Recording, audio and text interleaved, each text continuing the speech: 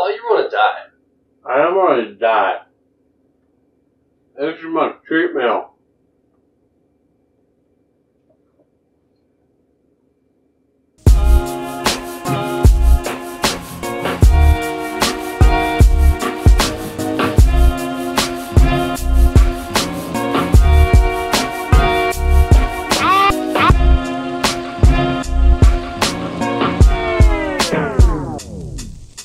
What's up guys, Ryan here with Treadaway Training, and today we're going to be talking about why you should never eat a cheat meal. Now first let's define what a cheat meal is. Now a cheat meal can be a lot of different things to a lot of different people, but it's most popularly used to refer to a meal where basically you just don't care, you eat whatever you want, and you essentially cheat on your diet.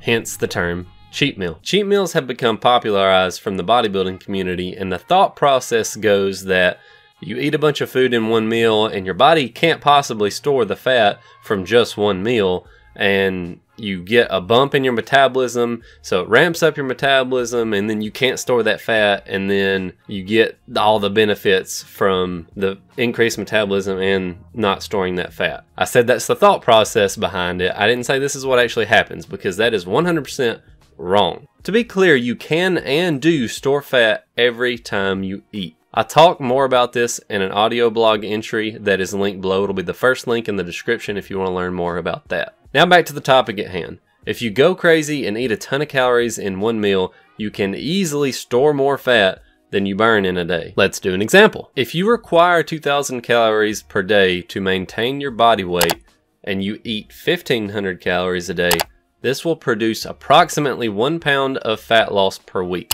1 pound of body fat contains approximately 3,500 calories. And if you're eating 500 calories less than what you need in a day, times 7 days, that equals out to be approximately 1 pound of fat loss in 1 week. Now let's say you have a cheat meal that's 3,000 calories. This sounds like a lot, but it's easily doable if you're adding in a bunch of fried food and soda and things like that. Now that's 1,000 calories more than you need to maintain your body weight in a day already. In this situation, I'm also going to assume that you eat 1,000 calories throughout the rest of the day. My rationale behind this is that if you're eating 1,500 calories on a normal day and you have 3 meals, then 1,500 divided by 3 is 500 calories per meal. So if you still have 3 meals, that's 500 calories for meal 1, 500 calories for meal 2, and then 3,000 calories for meal 3, that's 4,000 calories in a day. Now those calories don't just magically disappear. Sure, some of them will be burned due to an increase in metabolic rate, but the vast majority of them will be stored as body fat. And based on the numbers that we've talked about before, you will have undone over half a week's worth of progress in one meal.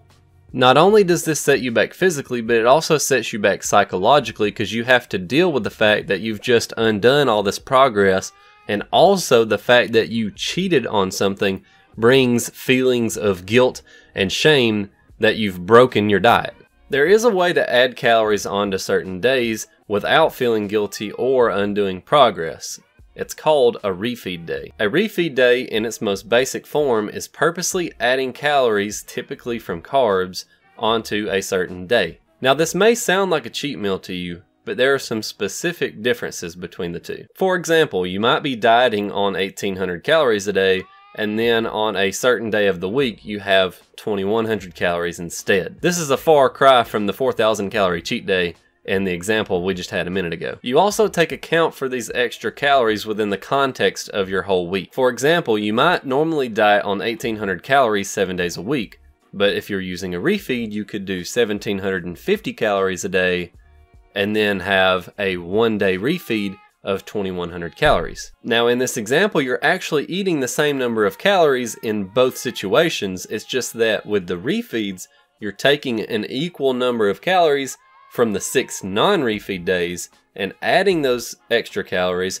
onto the refeed day. Now, why should you even use refeeds? Well, studies have actually shown that using this method is better for fat loss and muscle retention versus a standard every single day caloric deficit. I want to focus more on the practical aspects of refeeding in this video versus the science side of it, but a very, very basic simplified version of what's going on is there are certain hormones that the production of them is slowed down as you diet longer and longer, and these refeeds can actually help boost the production of those hormones and help you to lose fat a little bit faster. If you want to know more about the science of refeeding, then you can let me know in the comments, and if there's enough interest, then I might make a follow-up video to this one in the future where I talk specifically about the science of the refeeding. Another reason for refeeding is that not only are they more effective for fat loss, for most people they seem to be more enjoyable as well. It's relatively easy to slightly decrease your calorie intake throughout the week without really noticing a difference.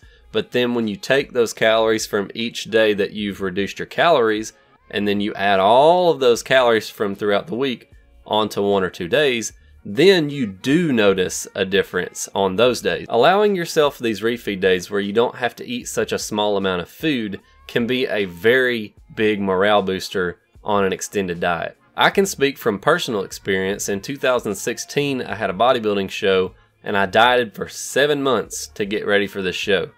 And I can honestly say that if it was not for the refeeds, then I would not have been able to stick to the diet for such a long period of time. Now, how do you set up refeeds? There is no set way to implement refeeds, but the evidence suggests that 2 to 3 day refeeds are superior to single day refeeds. One thing to keep in mind from a practical standpoint is that as you add more refeed days, then you'll have to take away more calories on your non-refeed days, or you'll have to increase less calories on your refeed days, or some combination of the two. Here are a few examples based on an individual who is dieting on 2,000 calories per day. You could have 1,900 calories a day for 6 days with a single day refeed at 2,600 calories. You could have 1,900 calories per day for 5 days with 2 refeed days at 2,250 calories.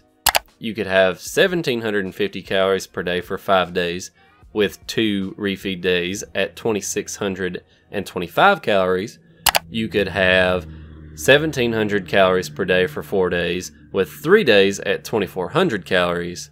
And keep in mind that these are just examples. There's an infinite number of ways that you could set this up. As a final note, I would personally recommend that you add in some type of food that you don't normally get to have on a diet with these extra calories. So say for example, it might be hard for you to fit ice cream or a piece of cake or something like that that you normally enjoy. It might be hard for you to fit that into your diet with your lowered calories, but on these refeed days, you would have enough calories to play with that you would be able to afford to spend a few of those extra calories on something fun. This will further enforce that light at the end of the tunnel effect that you get from the refeed days. Have you ever tried a refeed day before? Did you like it? Let me know how you feel about refeeds in the comments below. I would love to hear your thoughts on the topic. Thank you so much for watching this video. Toss it a thumbs up if you liked it, and get subscribed for more content just like this. If you found this information helpful and think that others will benefit from it as well, please give this video a share on Facebook. It helps us out more than you know. I will be back next week with another fat loss topic. As always, God bless you and your family, and I'll see you next week. You can and do store fat every single time you... Get out of here, Nat.